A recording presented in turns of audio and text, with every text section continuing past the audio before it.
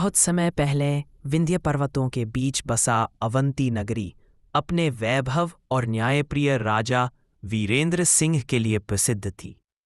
राजा अपनी सभ्यता, प्रजा सेवा और कठोर नियमों के लिए जाना जाता था, परंतु उसके हृदय में एक खालीपन था। वह अक्सर अपने राजमहल की ऊंची दीवारों में अकेलापन महसूस करता। उसी नगरी में एक स्त्री रहती थी, चंपा। लोग उसे वैश्या कहकर पुकारते थे, पर उसके हृदय में उतना ही दर्द और उतनी ही पवित्रता थी जितनी किसी साध्वी में।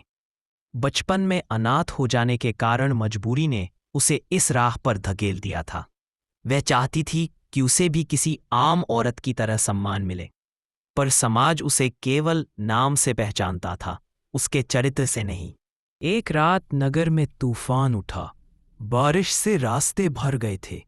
राजा वेश बदलकर नगर का निरीक्षण करने निकला और रास्ते में उसका घोड़ा फिसलकर घायल हो गया। बारिश बढ़ती जा रही थी जब एक छोटी सी झोपड़ी से आवाज आई, अंदर आइए, बाहर बहुत ठंड है। वह चंपा थी जिसने राजा को पहचान नहीं पाया। चंपा ने राजा को सूखे कपड़े दिए, आग जलाई और घोड़े को भी दवाई लगाई। राजा उसकी व्यवहार से चकित था, न कोई लोभ, न डर, न झिझक। राजा ने पूछा, तुम अकेली रहती हो? तुम्हारे परिवार वाले? चंपा ने मुस्कुराने की कोशिश की, मगर आंखें भर आईं। परिवार तो किस्मत ने छीन लिया साहब। उसके बाद समाज ने मुझे वह नाम दे दिया जिसके साथ जीना पड़ता है। राजा उसके दर्द को महसूस कर सकता था। सुबह राजा ने उसे धन्यवाद कहा और जाने लगा। तभी पहरेदारों ने उसे पहचान कर घुटनों पर झुकते हुए कहा, महाराज, हम आपका हर जगह खोज कर रहे थे। चंपा स्तब्ध रह गई। उसके सामने जो साधारण यात्री था वह उसी राज्य का सम्राट था। वह घबरा कर बोली, महाराज, मुझसे भूल हो गई, क्षमा करें। राजा ने बड़ी शालीनता से कहा, क्षमा क्यों? तुमने वह किया जो शायद कोई और न करता। तुमने मेरी जान बचाई है। राजा ने उसे राजमहल बुलाया, पर चंपा झिझक गई। महाराज, मैं उस रास्ते की स्त्री हूं जिसे आपका समाज स्वीकार नहीं करता।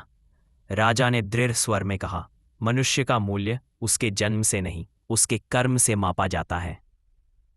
जब चंपा को राजा के विशेष अतिथि के रूप में महल बुलाया गया, पूरे राज्य में हलचल मच गई। मंत्री, पुरोहित, व्यापारी सब ने कहा कि यह परंपराओं के विरुद्ध है। राजा ने सभा में कहा, यदि एक स्त्री का सम्मान करने में मेरा राज्य टूट जाता है तो ऐसा राज्य मेरे किसी काम का नहीं। कुछ लोग चुप हो गए, कुछ बड़बड़ाते रहे, पर राजा पीछे नहीं हटा। राजा कई बार चंपा से मिलने जाता। चंपा समझदार, दयालु और बेहद धैर्यवान थी। उसकी बातें सुनकर राजा का मन पहली बार किसी के सामने खुला। वह अकेलापन जो राजा वर्षों से लिए घूम रहा था, चंपा से बात करते ही गायब हो जाता। धीरे धीरे राजा को चंपा से प्रेम होने लगा। राजा ने उससे विवाह का प्रस्ताव रखा। चंपा ने विनम्रता से मना कर दिया, महाराज, मैं आपके योग्य नहीं। आपका कर्तव्य आपके राज्य से है और मेरा अतीत हमेशा आपके खिलाफ हथियार बन जाएगा। मैं नहीं चाहती कि मेरे कारण आपके ऊपर उंगली उठे। आप मुझे सम्मान दीजिए, पर मुझे अपने जीवन का बोझ मत बनाइए। राजा उसकी निस्वार्थता से भावुक हो उठा। राजा ने एक बड़ा निर्णय लिया। उसमें नारी सम्मान विधेयक जारी किया, जिसमें लिखा था, समाज किसी स्त्री का मूल्य उसके कर्म से करेगा, ना कि उसके पेशे या जन्म से। जिसे समाज ने वैश्या कहकर तिरस्कृत किया है, उन्हें काम, शिक्षा और सम्मान का अधिकार मिलेगा।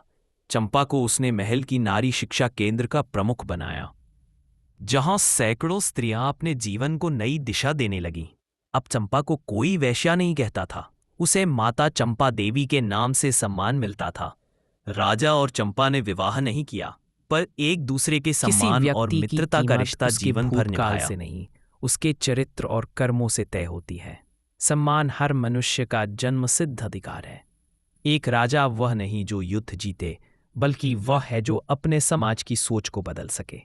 ऐसी ही और रोचक कहानी के लिए चैनल को शेयर, लाइक और सब्सक्राइब करना ना भूलें।